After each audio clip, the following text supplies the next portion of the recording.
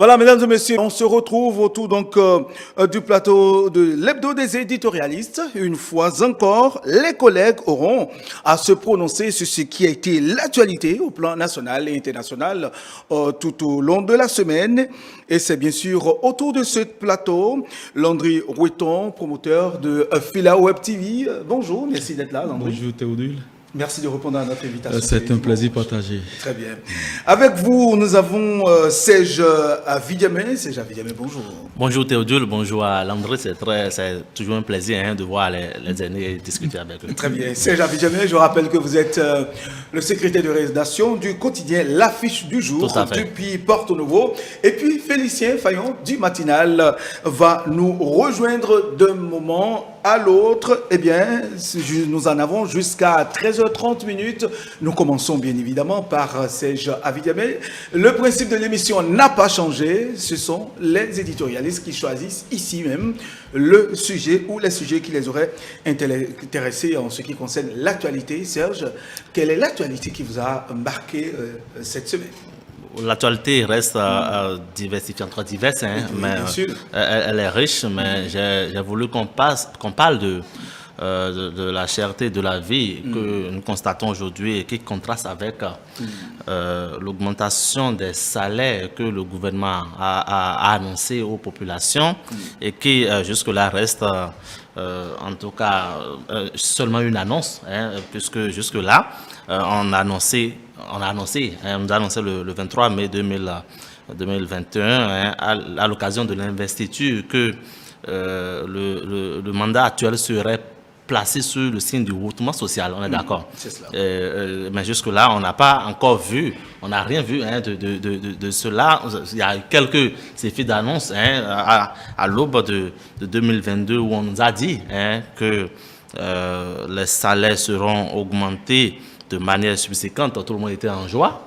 Moi-même, je l'étais, même si je ne suis pas un agent de la fonction publique, je l'étais parce que je me suis dit, bon, on offre de soulagement, puisque depuis que le gouvernement de la rupture est venu, on a constaté que ceux qui ont le plus souffert dans la République, ce sont les fonctionnaires. Ce sont les fonctionnaires, il faut avoir le courage de le dire. Ah bon, exactement. Vous croyez à ça? Ce sont les fonctionnaires qui ont le plus, qui ont beaucoup plus souffert. Et donc, je me suis dit, en annonçant que le mandat sera hautement social et qu'en annonçant également qu'il y aurait augmentation de salaire, c'est déjà un grand pas, mais subitement, on a laissé cela et on a constaté que dans le budget 6 2022, il y a eu, en tout cas, on a constaté qu'on a fait des prévisions qui ont eu un impact, qui ont défini d'office un impact sur le quotidien du Béninois, et ceci en tout. La seule chose aujourd'hui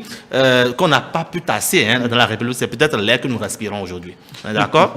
Et donc, ça devient un problème dans la République. Je me suis dit, c'est comme si on vous donne le mouton et puis on retient la corde. Comme on le dit souvent chez nous, à Porto Novo, il y en a quand ils ont. Donc, c'est une manière de...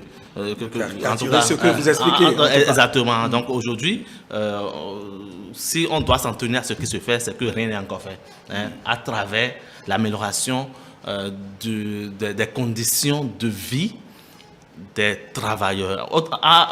En dehors de ça, mon cher ami Théodule, il faut également dire que quand on annonce l'augmentation des salaires, et que cela qui contraste avec l'augmentation des taxes aujourd'hui, c'est que l'augmentation des salaires n'aura que, je voulais dire, l'augmentation des taxes va beaucoup plus peser sur ceux-là qui sont des particuliers, ceux-là qui sont des gens qui en tout cas, qui sont dans les privés. Je prends ma maman qui est une vendeuse au marché à Rangbo, à Porto Novo. J'espère que vous connaissez ce marché, non loin, n'est-ce pas, du commissariat central de la ville de Porto Novo, marché à Rangbo, et qui vend du poisson fumé. Je crois qu'elle va beaucoup plus ressentir l'effet de l'augmentation, mais elle n'aura pas l'impact, n'est-ce pas, de l'augmentation des salaires. Ça veut dire qu'aujourd'hui, c'est une partie de la population qui sera contentée. Même si on nous annonce que le privé également va faire pression, on va faire tout ce qu'on veut là sur le privé pour qu'on sente également cette augmentation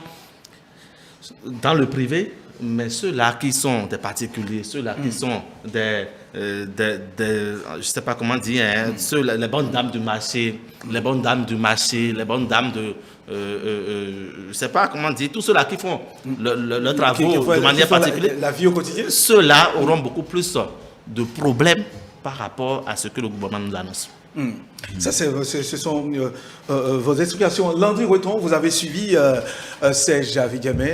Quelle est votre lecture merci. Peut-on parler toujours de cherté de la vie Merci Todul. Bonjour à Serge. Je ne l'avais pas fait. On ne pas dire bonjour. Bon, je ne lui avais pas adressé mon bonjour. C'est de bonne guerre. Et Serge, bonjour. Bonjour. Voilà, je voudrais dire bonjour à nos chers amis téléspectateurs. C'est la première fois que je viens sur ce plateau en cette année 2022. Et si vous me le permettez, en quelques secondes, en 2-3 mouvements, je voudrais d'abord souhaiter mes meilleurs vœux à tous, ceux qui nous suivent, à toute la population béninoise et aussi à ceux qui nous dirigent. Je leur souhaite beaucoup plus de clairvoyance, j'y arrive, et que le peuple soit la priorité. Et l'un dans l'autre, je voudrais rebondir un peu sur le développement de Serge pour dire je ne suis pas totalement d'accord. Mais il y a un adage qui dit je ne suis pas d'accord avec ce que vous dites, mais je vous me battrai pour que vous ayez le droit de le dire. Et donc c'est de son droit d'avoir son opinion sur la question. Mais je crois qu'aujourd'hui, nous avions passé tout le temps, lors du premier quinquennat du chef de l'État, je rappelle déjà que je ne suis pas là pour défendre une chapelle, mais je suis là juste pour émettre mon opinion sur une question. Je voudrais déjà dire, nous avons passé tout le temps, lors du premier quinquennat du chef de l'État, à dire, oui, nous avons serré la ceinture, lui-même il en était conscient, et il a dit, oui, vous avez serré la ceinture, je crois que nous allons passer à autre chose, il nous a annoncé. Je voudrais faire foi à ce que le chef de l'État nous a dit, puisque c'est lui qui est le père de la nation, je ne voudrais pas douter de ce qu'il nous a promis. Lors de son investiture, il a dit que le mandat sera hautement social. Et les actes qui ont suivi après ont montré qu'il voulait réellement, qu'il veut réellement aller à cette étape-là. Il a annoncé l'augmentation du salaire, ça a jasé partout. J'ai entendu des gens se dire, oui, il a dit, il faut.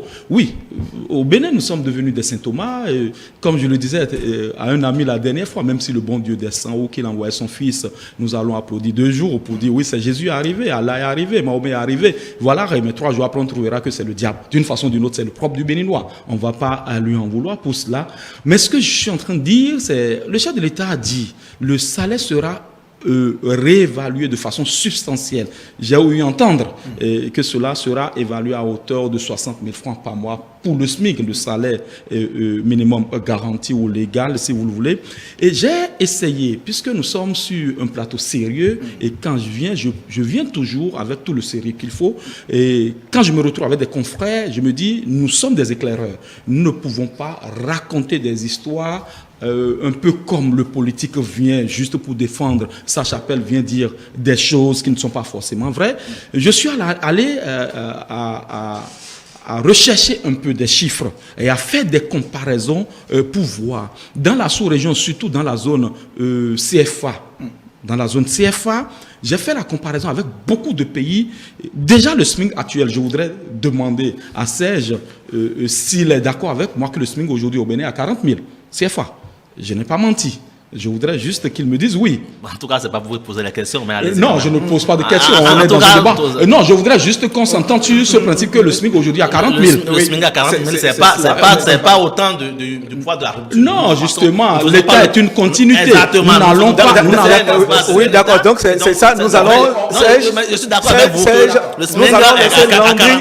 S'il vous plaît, nous allons laisser Landry. Il n'y a pas de problème, allez-y. On ira avec un peu plus de courtoisie, on ira. Et aujourd'hui, le SMIC est à 40 000 francs CFA. Et quand nous prenons les pays qui sont juste à côté de nous, le Burkina, le SMIC aujourd'hui à 34 664 francs CFA. Ce n'est pas des chiffres que j'invente. On peut aller chercher. La Côte d'Ivoire, avec toutes ses ressources, qui contrôlait 60% de l'économie de l'Afrique de l'Ouest avant la guerre en 2002, aujourd'hui, le SMIC en Côte d'Ivoire est de 36 607 francs CFA. Je ne mens pas. Allez vérifier. Le Niger, le SMIC aujourd'hui est à 30 000 francs CFA. Le Mali, avec toutes ses ressources, la convoitise de l'Afrique aujourd'hui, le SMIC est à 28 465 francs. Le Togo, à côté, le SMIC est à 35 000 francs. Si vous voulez, on peut aller. Même quand on prend le Nigeria, aujourd'hui, le SMIC varie entre 30 000 et 45 000 francs CFA. Le grand Nigeria à côté, en zone anglophone. Un peu pour dire, si vous voulez, on donne 2 chiffres. Le Cameroun, avec toutes ses ressources, le SMIC aujourd'hui à 36 270 francs. Au Cameroun. En Centrafrique, c'est à 35 000 francs, avec toutes ses ressources. Le Sénégal, 52 500 francs, sans oublier que bientôt, nous allons peut-être réévaluer ce SMIC à 60 000 francs CFA. Et je voudrais croire en la sincérité du gouvernement qui dit que le SMIC va passer à 60 000 francs CFA. Pour le moment, je constate que, et ça je dis, nous sommes encore à l'étape de négociation avec les centrales syndicales, puisque le chef de l'État a dit, le gouvernement l'a dit, nous ne voulons pas imposer un taux, nous voudrions discuter avec les partenaires pour qu'on puisse s'entendre sur le minimum afin que le peuple béninois. Maintenant, quand je prends sa maman à qui je dis bonjour au passage, qui ne me connaît peut-être pas dans le marché d'Avago, c'est bien ça. À Wangbo. Je ne m'y connais pas trop à Porte-Nouveau. Mais déjà, ce que je dis, ce SMIC, encore que ce n'est pas forcément les fonctionnaires qui sont les mal lotis de la République. Nous, moi, principalement, je suis un jeune entrepreneur. Je souffre. C'est la croix et la bannière pour moi. Je n'ai pas de SMIC. Je n'ai personne à qui je vais tendre la main à la fin du mois pour prendre mon salaire. Je me bats. Et donc, on doit pouvoir penser à nous autres. C'est ici l'occasion de faire une doléance. C'est ce que je disais. Non, c'est pour dire, quand vous dites que les fonctionnaires sont les plus mal lotis de la République, je crois que je ne souscris pas à cela. Parce qu'il y en a qui souffrent aussi dans la République et on doit pouvoir regarder de ce côté. Maintenant, quand je prends votre maman à qui je fais différence et tout, elle est au marché, elle doit pouvoir bénéficier de ce SMIC. Parce que, quoi qu'on dise, quand le salarié prendra, au lieu de 40 000, 60 000 francs, je crois que le panier de la ménagère va s'alourdir un tout petit peu plus. Il sera la dame qui est à la maison à qui on donne la popote pourra aller prendre 200 francs de tomates au lieu de 100 francs. Oui. D'une façon ou d'une autre, c'est ta maman qui gagne, puisqu'elle fera plus de recettes. Le maçon qui doit construire, on pourra acheter un paquet de ciment en plus de ce qu'il a l'habitude d'utiliser pour faire telle ou telle chose. Donc, l'un dans l'autre, je crois que nous n'allons pas verser dans le dilatoire. L'État a décidé d'aller sur ce terrain. Je crois que nous autres qui sommes des éveilleurs de conscience, qui sommes des objecteurs de conscience, tout ce que nous pouvons faire, c'est de pouvoir encourager cet État. Quant à ce que les tasses récupéreront ce qui a été donné par l'autre, attendons de voir, puisque d'une façon ou d'une autre, tout ce que nous avions vécu ces dernières années, la fin de l'année 2021, ça n'a pas été forcément le cas. Vous et moi, nous avions des véhicules, vous n'avez pas encore payé votre TVM. C'est ça, c'est un peu ça. Votre taxe sur véhicule mobile, on ne l'a pas payé. L'État n'est pas con. L'État aurait pu nous obliger à payer cela. L'État ne l'a pas fait. Parce que je suppose, je ne suis pas dans le secret des dieux, je ne suis pas dans les lambris dorés du palais pour savoir ce que... Mais je crois que l'État a décidé de desserrer un peu pour que nous ne soyons pas toujours là à nous plaindre. C'est vrai. Il y a encore beaucoup de choses à faire. Nous allons les amener tout doucement à le faire. Mais ce principe de vouloir les brusquer, écoutez, comme l'a dit l'autre, vous allez en souffrir, vous ne pouvez rien faire. Serge, une question que je voudrais vous poser, c'est certainement à vous entendre parler, vous doutez un tout petit peu peut-être de ce que le gouvernement est en train de présenter. Alors, vous êtes là, vous avez senti quand même qu'on a créé un comité interministériel qui se chargera d'évaluer, en tout cas par rapport à cette révalorisation des salaires. Le comité est prêt et qui travaille déjà. N'est-ce pas là déjà des signaux qui prouvent que déjà il y a un travail qui se fait, l'État, le gouvernement comprend qu'il y a un travail à faire dans ce sens pour permettre à tout le monde de souffler. Théodule, je voudrais faire remarquer que le gouvernement a annoncé cette revalorisation des salaires depuis les années antérieures, donc c'est pas maintenant. Et donc c'est pas maintenant qu'il faut mettre sur pied un comité. Vous êtes d'accord avec moi que on a dit 2022, on va augmenter les salaires et c'est en 2022 qu'on met sur pied. Ça veut dire qu'on a l'impression que c'est de l'impréparation qui a caractérisé cette affaire. Alors, je voudrais d'abord faire remarquer... Vous savez que tout gouverner, c'est prévoir, c'est toute une programmation. Mais ils n'ont pas prévu, puisqu'ils auraient prévu qu'ils auraient déjà fait cela depuis. Et que mais c'est pas en 2022 que ça a été annoncé. C'était lors du conseil du 22 décembre 2021. Et je sais, mais c'est ce que j'ai dit. On a annoncé ça depuis 2021. Oui. Et donc, on devrait commencer les travaux pour que ça puisse commencer par prendre effet à partir de 2022. Parce qu'on a dit en 2022, on veut augmenter les salaires. On sommes encore dans une incertitude qui ne dit pas son nom. Attendons le 20 janvier. Mais attendez. Nous sommes le 16 aujourd'hui. Écoutez, attendons les premières payes du mois de janvier. C'est moi qui ai la parole. Oui, allez-y, Serge. Bon, c'est moi qui ai la parole. Alors, je voudrais également dire à mon cher ami Landry Weton que je n'ai pas encore de véhicule et que je suis en train de rouler un taco que vous allez découvrir tout à l'heure et que c'est également l'expression de ce que ça ne va pas dans la République. Alors, quand je voudrais... Ah, mais parce que... Écoutez, non! Non, soyons sérieux. Non, Serge, nous sommes sur...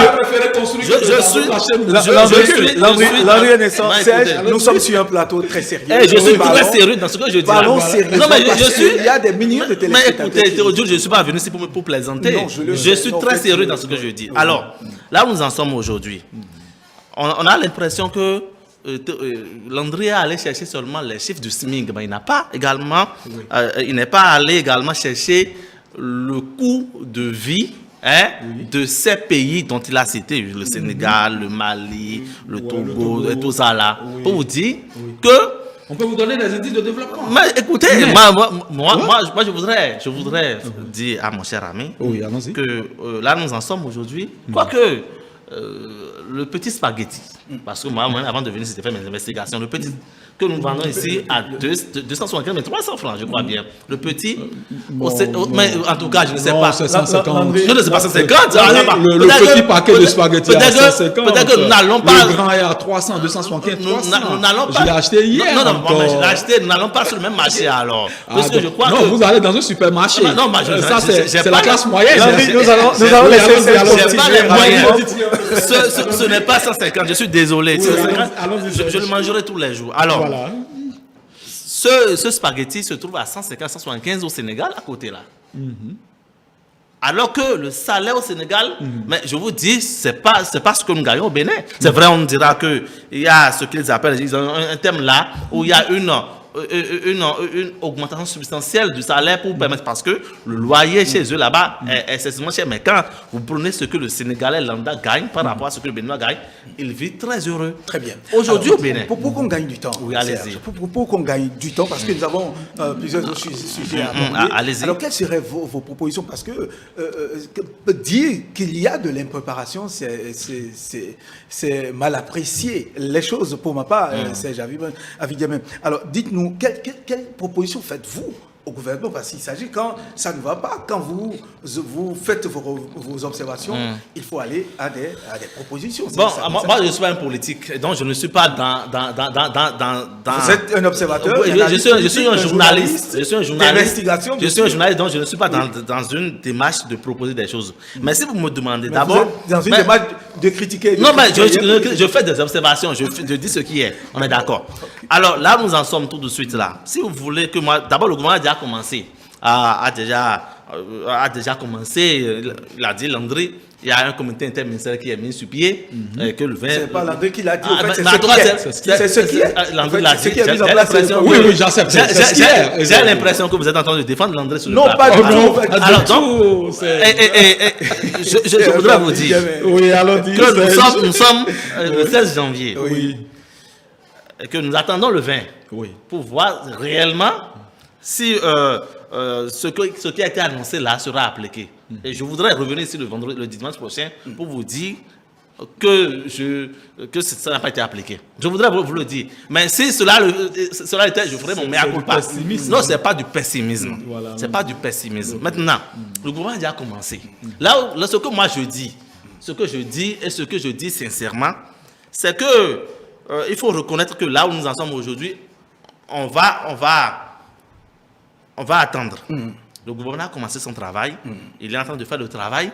On va attendre. Mais ce que je dénonce, c'est que on ne peut pas annoncer l'augmentation des salaires et dans la foulée encore commencer par augmenter les taxes sur tout et tout aujourd'hui. Et c'est ça.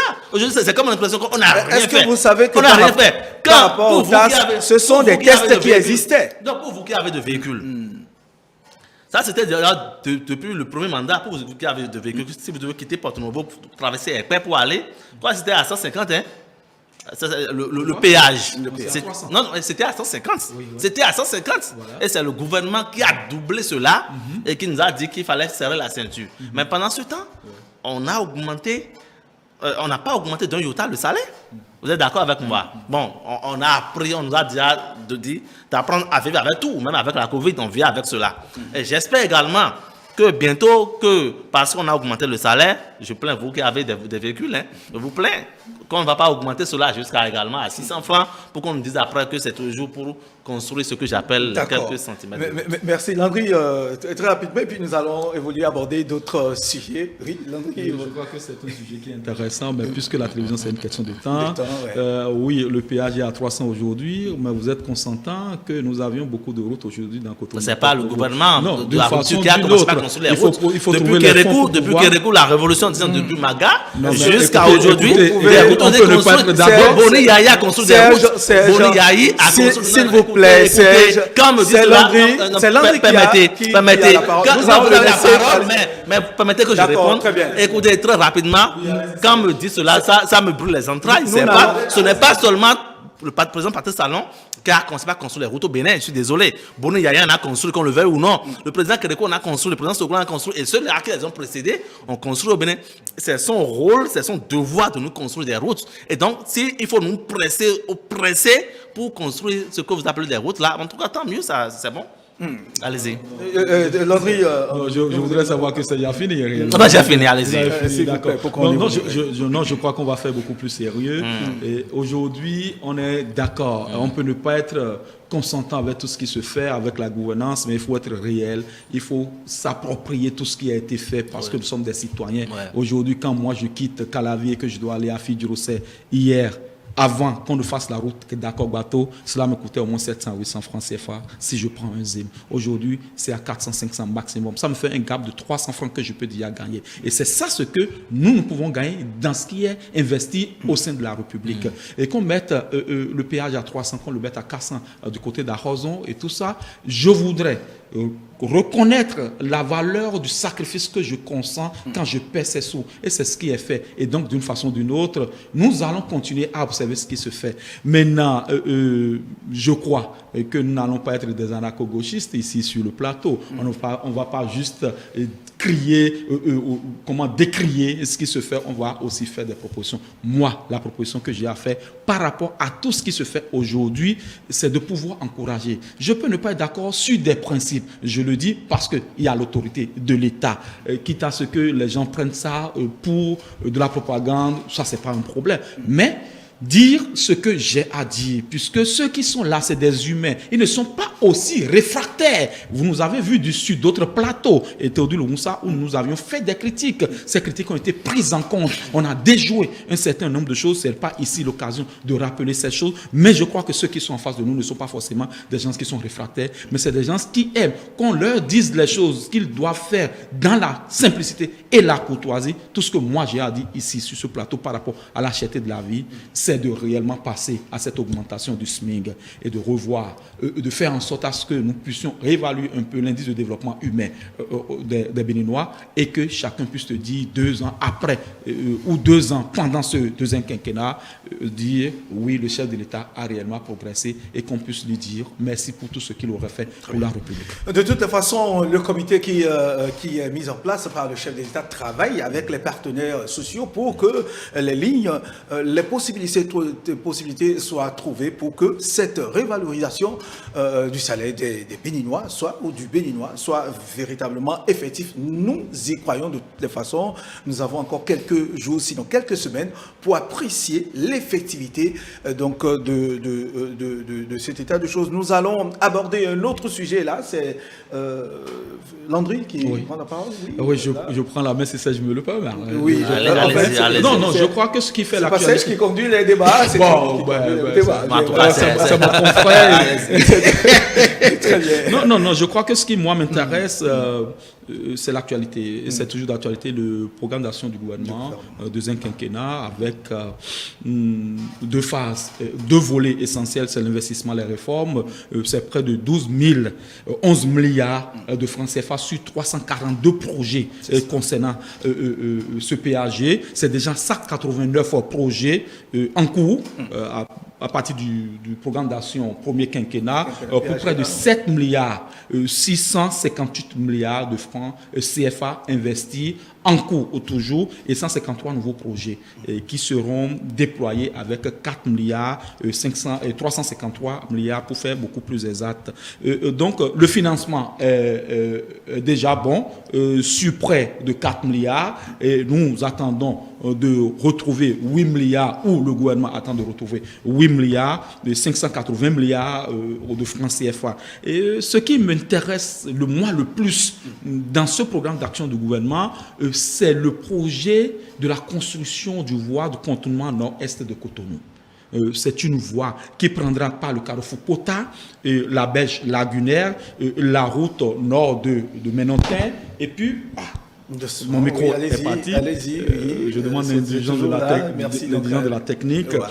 Et donc, ça va prendre par le cimetière d'Akpakpa, Sekandji, Semé. Je crois que c'est un contournement qui est essentiel aujourd'hui. Et comme je le dis, le développement passe par la route. Forcément, quoi qu'on dise aujourd'hui. Parce que mon frère Serge a une moto.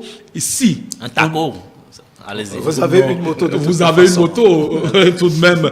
Et si vous devez raccourcir le temps qu'il vous faudra pour quitter Cotonou, pour Porto Novo, vous utiliserez ce temps-là pour faire autre chose. D'une façon ou d'une autre, il faudra reconnaître. Et moi, je crois qu'on doit pouvoir accompagner le gouvernement à ce que ce projet avait été déjà annoncé. Je crois que le financement n'avait pas été bouclé. Aujourd'hui, ils sont revenus sur le même projet dans ce PAG2. Je crois qu'ils ont à cœur de pouvoir desservir ces axes-là et je crois que ça va être l'un des plus grands ponts de Cotonou parce que quand ça quitte Pota, Kalavik Pota et ça passe par l'embarcadère de la berge lagunaire et que ça doit descendre à Kpakpa, j'imagine un peu l'envergure. J'aurais voulu voir la maquette de ce pont-là pour rêver déjà de ce qu'il y a de beau pour Maropoulé. Donc je crois que dans les investissements, dans les réformes aujourd'hui, tout ce que nous avions à faire, oui c'est vrai, il y a des couacs, il y a des choses, c'est des humains. Et ils font des choses là, ils font des faux pas,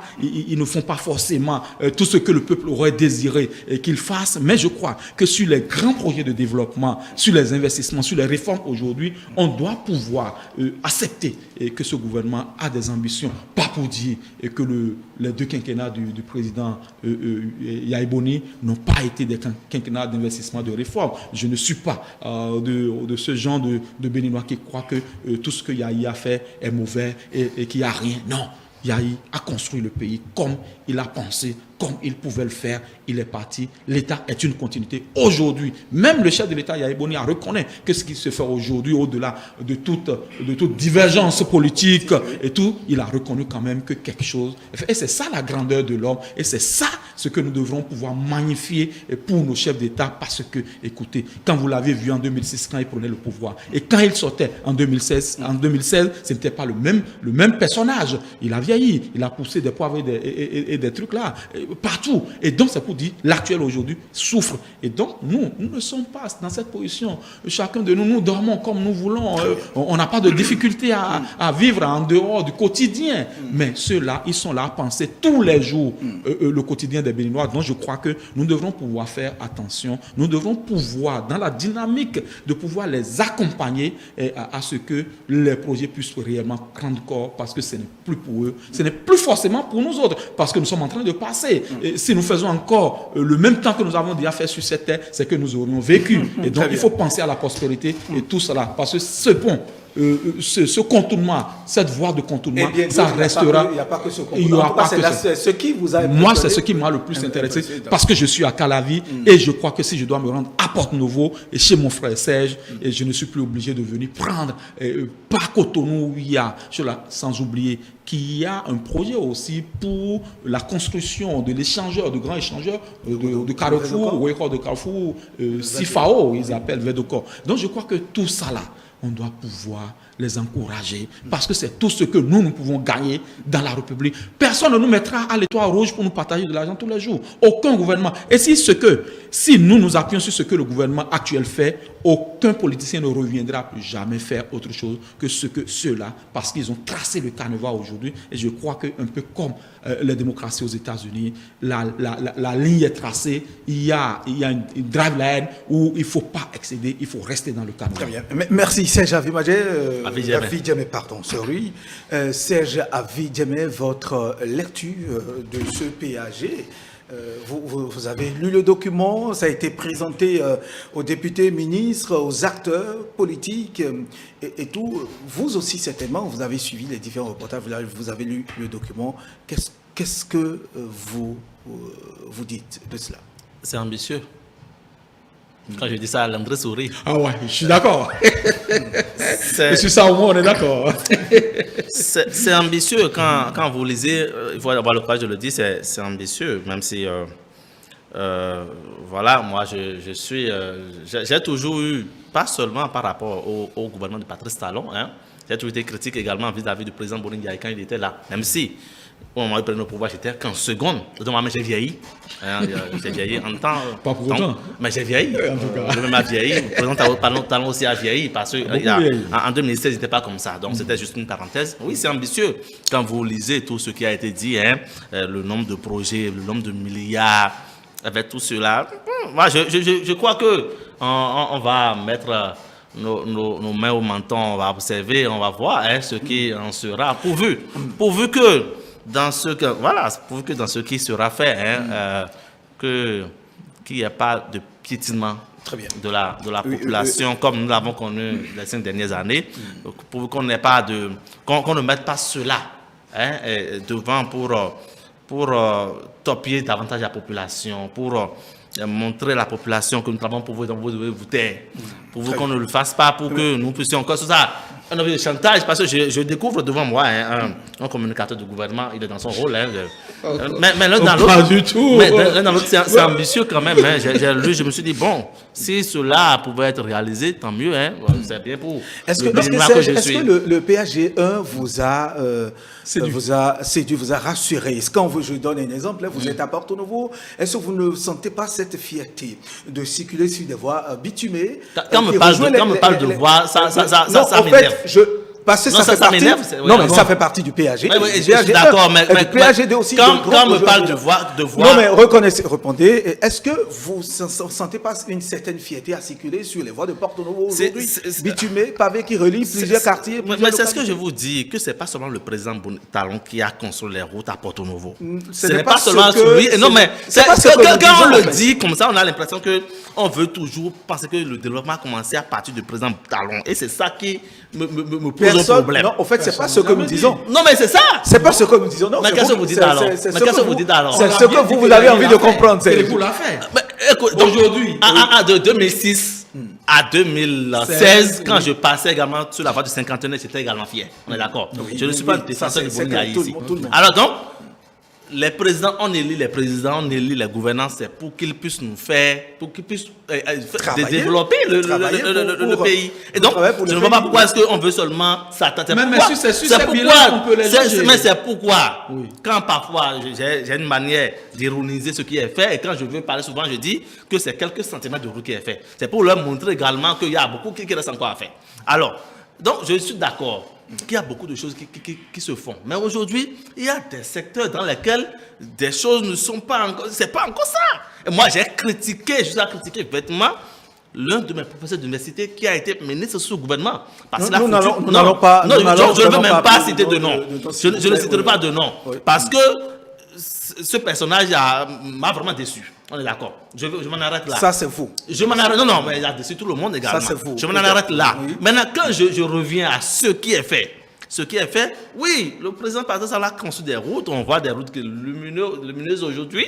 On voit que pour quitter chez le président Mbedi à Djina pour aller à Minserete, chez le maire, j'oublie son nom rapidement là. L'ancien maire Michel Baon. Exactement, que c'est rapide. Oui, c'est vrai. C'est rapide et je le leur reconnais cela. Ça, c'est une évidence. Quand je dois venir à Cotonou, aujourd'hui, bon, c'est vrai que je suis passé derrière le palais tout à l'heure, il y a encore des choses qui se font. Tout ça là, c'est bon dans la République. Mais ce n'est pas seulement que les routes qu'on mange. C'est ce que je dis. Quand je le dis, vous pensez que je suis en train de plaisanter, mais je suis très sérieux. Je suis très sérieux. Oui, Landry, lui, bon, un chef d'entreprise, on a vu comment il est beau, bien habillé ce matin. Tout le monde n'est pas comme Landry dans la République. Tout le monde n'est pas en costume comme vous. Comme moi, encore que ça dépend de ce que chacun met dans son costume. Pourquoi vous essayez de vous mettre à l'écart du grand agresseur? Écoutez, si vous ne bénéficiez des avantages de la République. Allez-y voir. Moi, j'aurais aimé, qu'on me dise dans ce qui est proposé là, qu'il y aura autant qu'on veut revaloriser le salaire des fonctionnaires aujourd'hui, qu'on pense également à ceux-là qu'on appelle aujourd'hui aspirants dans la République. Ce qui est sûr. Non, parce que ça fait partie du PAG également. Bien sûr. Ils participent d'une manière ou d'une autre au développement de la nation. Sans eux, l'éducation béninoise serait à terre. J'aurais aimé qu'on pense également à ceux-là qu'on appelle aspirants. Parce qu'aujourd'hui, c'est les plus malheureux de la République. Je parlais des fonctionnaires, mais je trouve encore une catégorie. Vous êtes sur le plateau pour défendre des intérêts des aspirants. Non, ça c'est vrai. Nous parlons du PAG. Nous parlons du PAG2. Également, l'éducation est pas partie du PAG, non? Moi, je prends un aspect du PAG que je développe aujourd'hui. Oui, je suis là pour défendre les aspirants. Oui. Je suis là. La fonction enseignante c'est un sacerdoce. Toutes les fonctions sont des sacerdoces. La presse également est un sacerdoce également. Voilà. On est d'accord. Et donc, vous ne connaissez pas nos conditions. Mais quelles conditions vous avez? Quand vous allez devant les apprenants, qu'on vous donne un malheureux 95 000 pour 30 ans aujourd'hui, je crois qu'aujourd'hui, on ne veut pas rendre un service, n'est-ce pas? De toutes les façons, nous allons évoluer puisque nous sommes pris. Évoluons alors. Vous le savez, de toutes les façons, vous reconnaissez que le programme d'action du gouvernement est un ambitieux. C'est ambitieux, mais vous l'avez reconnu. On peut, mais il y a des choses également. On vient de lancer, ce n'est que le 6 janvier dernier que ça a été lancé. Nous attendons de voir, puisque la première phase, le PAG1, nous a rassurés, nous a convaincu plus d'un. Et donc, attendons de voir, Serge. En tout cas, on attend de voir. Ça a convaincu plus d'un. Moi, ça m'a mis sur votre fin. Merci bien. D'accord. Je ne suis pas tout à fait satisfait de ce qui a été fait, en tout cas, durant les 5 premières années. Très bien. Merci. Ça, c'est de vos doigts. Alors, nous allons, bien sûr, c'est alors, nous allons évoluer et parler du 10 janvier. 10 janvier, la fête du Vaudou, Landry? Le Vaudou. Oui, le Vaudou.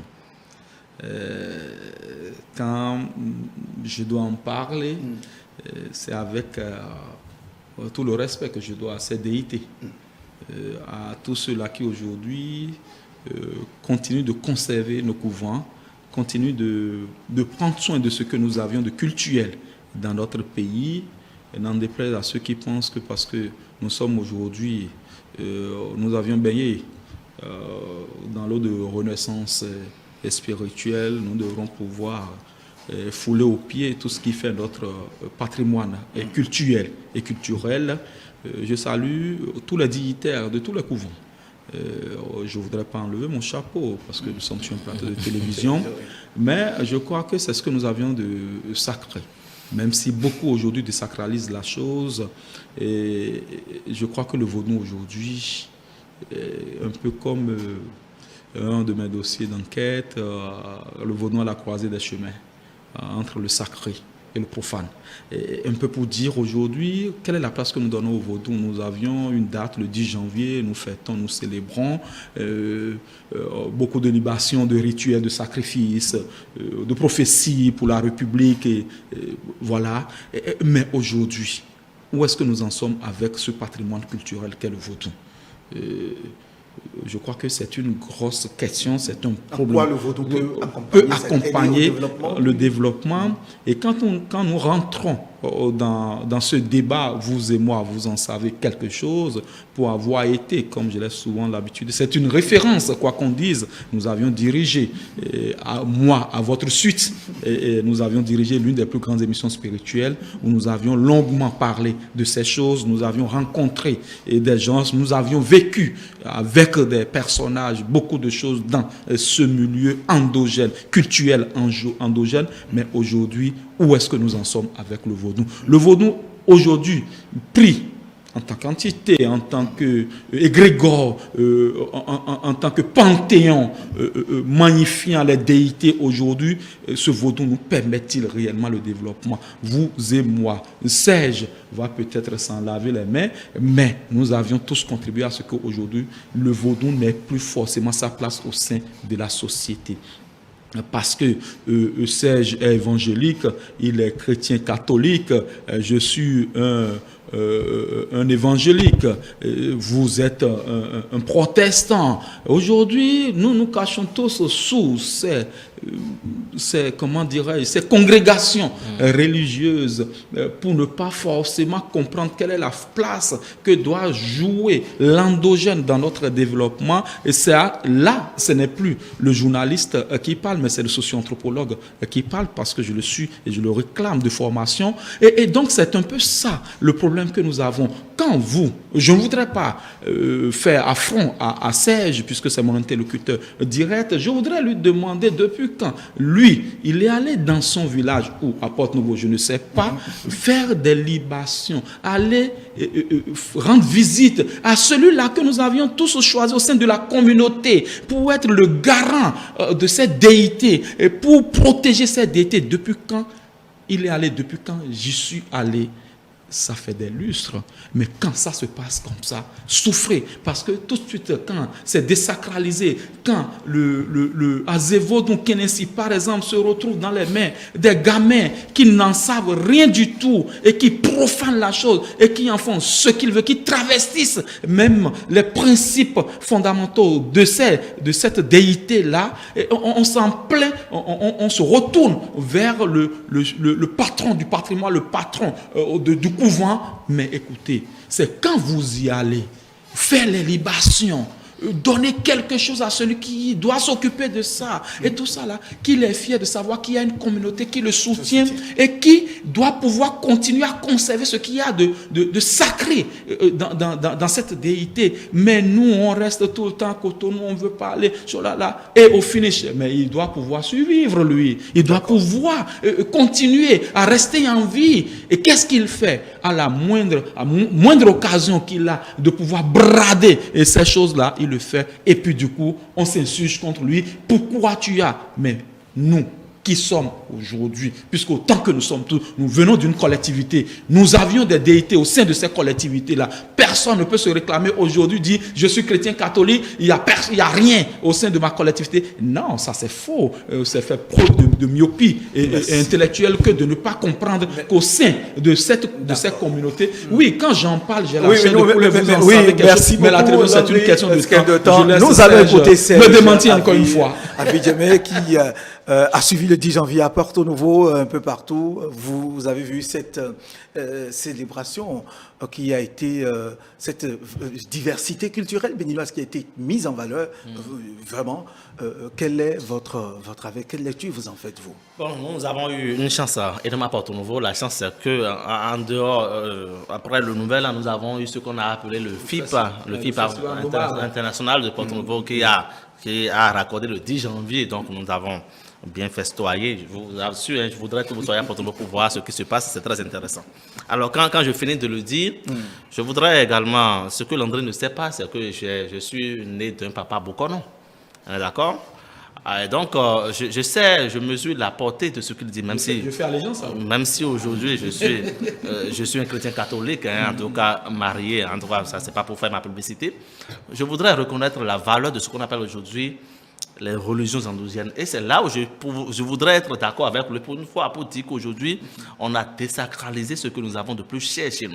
Moi, je dis, avec seulement le vaudou au Bénin, nous pouvons être riches, immensement riches. Nous pouvons l'être. Moi, j'ai côtoyé mon papa depuis mon petit tendre enfance jusqu'à là où il est parti, paix à son âme, hein, jusqu'au moment où il était en 4e, en 3e, et j'ai vu ce qu'on appelle la valeur. Aujourd'hui, quand les gens prennent le vaudou pour se créer des richesses, aujourd'hui, c'est pas cela. Et c'est là également, je voudrais également dire toute ma déception par rapport aux gouvernants, qui ont également pris nos têtes couronnées comme on leur a lancé des appâts, on leur a tendu des appâts, ils ont mordu. C'est pas sous le régime Talon malheureusement seulement, mais c'est depuis le président Boni Yahi où on a fait de ces personnes-là des gens, des têtes couronnées alimentaires. Excusez que je sois un peu dur. Et ils ont désacralisé tout ce que nous avons. Nous respectons en tout cas. Non, mais je suis d'accord avec vous. Nous respectons les têtes couronnées. Je les respecte. Oui, non, je les respecte. Mais aujourd'hui, quand j'en parle également, quand vous voyez aujourd'hui, même un petit garçon, n'est-ce pas, de 20 ans, de 30 ans aujourd'hui, non, 30 ans c'est déjà trop, 25 ans aujourd'hui, ce grand dignitaire, et vous voyez quand il vous voit, il n'est plus celui-là qu'il faut, qu'il doit. Quand j'en parle, j'ai la chair de poule, je suis déçu.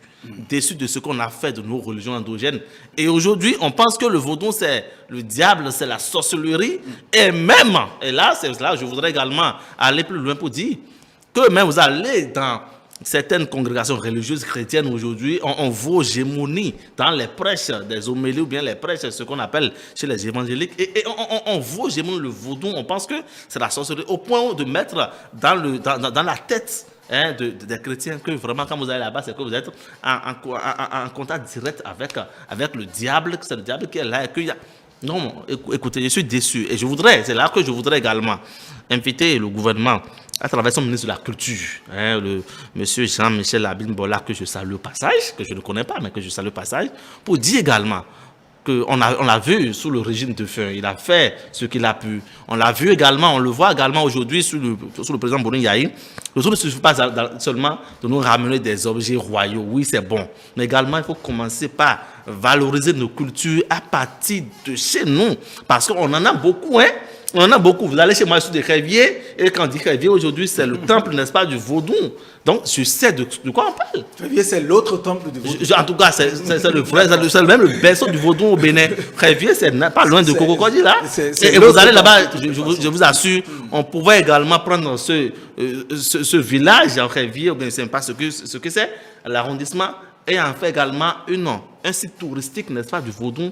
Je ne suis pas en train de faire la promotion de mon village, encore que j'ai le droit également de faire de cela ce que vous savez. Et j'espère sincèrement que vous aurez l'occasion de constater que nous avons beaucoup de choses au Bénin. Merci à vous. Puis, oui, je vais placer un petit mot, c'est un peu pour dire, si aujourd'hui nous sommes tous consentants que la royauté est désorganisée du fait d'un certain nombre de principes de vie et de survie, il faudra reconnaître aussi que c'est ce même régime qui a demandé à l'Assemblée nationale qu'il y ait des tests aujourd'hui qui réorganisent cette royauté-là. Et donc je voudrais qu'on mette ça à l'actif du gouvernement. C'est là, je ne suis pas d'accord avec vous. Non, d'une façon ou d'une autre, réorganiser, revaloriser un peu nos cours et donner des privilèges à ces dignitaires. Et je crois que c'est ce qui est qui et qui fait quoi. Mais c'est aussi l'occasion, et je suis d'accord avec vous, c'est aussi l'occasion de demander au Conseil national des rois et dignitaires de pouvoir réorganiser les cours, parce qu'il faut le reconnaître, il y a trop d'imbroglio au sein de ce conseil, au sein de ces royautés. Le cas du royaume d'Agoué est encore là, vous en savez quelque chose. Bien d'autres cas, il n'y a pas que le cas d'Agoué. Et un peu pour dire, Révier, on est tous consentants. Paix à son âme, Placide Azandé a voulu le faire, mais malheureusement, il est parti un peu tôt par rapport à ce projet. Merci à vous, Serge Avidjemé. Vous avez voulu qu'on parle un peu, qu'on aille à l'international pour les quelques minutes qui nous restent, parler du Mali. Serge. Oui, le Mali, vraiment le Mali, avec l'ingérence, moi j'appelle ça de l'ingérence, n'est-ce pas, de la CEDEAO dans les affaires du Mali. On ne sera pas d'accord avec moi peut-être, je vais parler de Landry Roueton, mais pourquoi je crois qu'aujourd'hui, nous sommes dans une situation aujourd'hui où les chefs d'État et de gouvernement se sont rassemblés le 9 janvier dernier pour sanctionner le Mali par rapport à cette prorogation, n'est-ce pas, de la junte militaire de faire 6 ou 4 ans, je crois bien, au pouvoir. C'est vrai. S'il faut dénoncer cela, je crois que ces chefs d'État qui se sont réunis également pour sanctionner le Mali, en tout cas pour, je veux dire, des sanctions vis-à-vis du Mali. Je crois que ces chefs d'État également ne sont pas des exemples qu'il faut suivre dans la société. Moi, je le dis sincèrement, et ce qui me fait mal, c'est que mon pays également ait pris position par rapport à ça. Oui, non, mais c'est clair. Parce que votre pays fait partie de la Oui, CEDEAO. exactement. Mais j'ai vu entendre le président Buhari dénoncer ces pères qui font des coups d'État constitutionnels et qui comment on l'appelait, dénoncent des coups d'État militaires. Non, mais celui qui fait un coup d'État institutionnel, là, dit à tout faire. Je ne veux pas citer de pays, mais vous suivez mon regard. C'est ce coup d'État institutionnel qui a fait partie Alpha Condé, n'est-ce pas, de la tête. Quand on peut reprocher tout aux militaires aujourd'hui, mais il faudrait qu'on respecte les constitutions. C'est vrai que le cas du Mali, ce n'est pas la même chose. C'est que le président, celui qui était là, Ibeka était en train, n'est-ce pas, de faire son mandat, son second mandat normal. Mais il y avait des problèmes de corruption, de tout. L'insurrection. Tout ceci, le Mali ne vivait pas en paix. Hein? Je ne voudrais pas défendre cela. Mais quand on veut parler, qui est derrière? Quand vous avez vu rapidement comment la France a récupéré cette affaire quand la CEDEAO a dit je sanctionne automatiquement la France, et c'est devenu un problème au niveau du Conseil de sécurité de l'ONU aujourd'hui, où au moment où la France est en train d'applaudir la CEDEAO, il y a la Russie et la Chine qui apportent leur soutien. Ça, le Mali sera une attraction désormais dans les prochains jours. Et je crois qu'au lieu de régler une situation qu'on est en train d'envenimer le Mali, plaise au ciel que nos frères maliens puissent s'en sortir. Très bien. Oui, Landry, le Mali n'est pas encore sorti de l'auberge. Comme l'a dit, je ne sais pas si c'est Aimé Césaire, le problème des pays africains, c'est d'avoir rencontré la France sur leur chemin. C'est tout. Aujourd'hui, quand on se réfère à la CEDEAO, je dis, on se remémore un peu l'histoire de la SDN, la Société des Nations. C'est un petit grand papier. Aujourd'hui, la CEDEAO ne représente, excusez-moi du peu de le dire comme ça, ne représente plus rien. Et le problème que le Mali a aujourd'hui, il faut remonter à des années derrière. La stabilité de la zone de la Zawad. Dire que la CEDEAO ne représente rien dans la société. Non, quand je dis que... Non, c'est pas... Non, écoutez, c'est pas trop... Non, pour moi, c'est pas trop poussé. Il faudra dire les choses.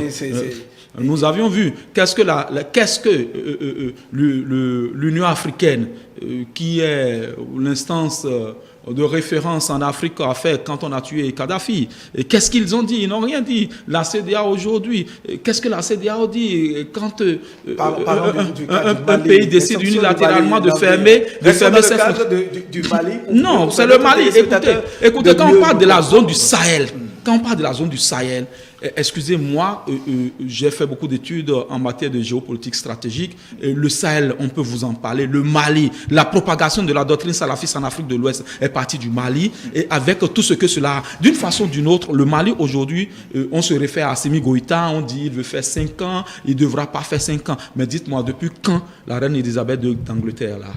Dites-moi depuis quand? Ce ne sont pas les mêmes réalités. Hein. Oui, vous allez me parler de monarchie, vous allez me parler de royauté, de ceci. Depuis quand le président russe... Non, d'une façon ou d'une autre, c'est un peu pour dire, est-ce qu'aujourd'hui, le peuple malien s'insurge contre le fait que Assimi Goïta veuille faire 5 ans de transition? Qui sont ceux qui sont derrière? Parce qu'on veut extraire l'or malien, on veut extraire les ressources minières de ce pays. C'est les mêmes qui, le jour, on se réfère encore à la Libye, et c'est les mêmes le jour qui disent, il faut que la Libye se pacifie, mais qui la nuit passe pas derrière pour donner des armes au colonel Haftar et pour que la région soit toujours instable. Ça dit tout simplement parce que nous avons à peine 2 minutes pour clôturer cette émission, oui. Landry. Ça dit que vous, en tant qu'analyste politique, oui. Journaliste d'investigation, oui. Vous n'êtes pas d'accord avec les sanctions infligées. Oh non, oui, excusez-moi. C'est une question d'État très... Non, c'est une question d'État qui concerne toute une sous-région vers un pays où de plusieurs millions d'habitants. Alors, vous mesurez la portée? On mesure bien la portée. On mesure bien la portée de ce que le Mali, parce que, écoutez, dans l'espace, on est tous ensemble. Quand ça brûle chez l'autre, il faut pouvoir se dire qu'est-ce qui arrive et pouvoir apporter des solutions. Je crois que ces sanctions de la CEDEAO, c'est juste ils sont actionnés, les gens sont actionnés. On connaît votre mot de fin. Oui, Landry Weton, nous sommes presque à la fin de cette émission. Malheureusement, Félicien Fayon, qui devrait être sur le plateau, n'est pas là. Oui, Landry, votre je voudrais déjà vous dire merci pour m'avoir donné ce temps d'antenne pour que je puisse donner mon opinion sur un certain nombre de questions. Je voudrais dire merci aussi à Serge pour la contradiction, cela va de soi. Et dire merci à tous ceux qui nous suivent et on espère revenir très bientôt sur ce plateau pour d'autres décryptages. Très bien, merci. Oui. Serge? Je voudrais également vous remercier. J'avais oublié de présenter mes vœux, n'est-ce pas, aux téléspectateurs. Vous regardez droit dans votre exactement. caméra. En tout cas, je vous présente mes sincères. En tout cas, je vous souhaite une bonne année pleine de santé et de prospérité, surtout au chef de l'État.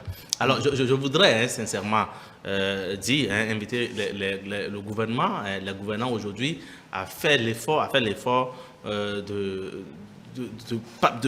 faire l'effort pour que le Béninois puisse vivre mieux aujourd'hui, parce qu'on ne vit pas mieux. En tout cas, quand on dit pour que le Béninois vive mieux, tout simplement. Oui, et surtout également qu'on pense sincèrement, et je suis sincère, qu'on pense aux aspirants, parce qu'ils sont vraiment dans la région. Et qu'on pense à tous les Béninois. Merci à vous, Serge Avidjemé, secrétaire de rédaction du quotidien L'Affiche du Jour. Merci également à vous, Landry Weton, directeur général promoteur de Fila Web TV. Merci à vous qui nous avez suivis.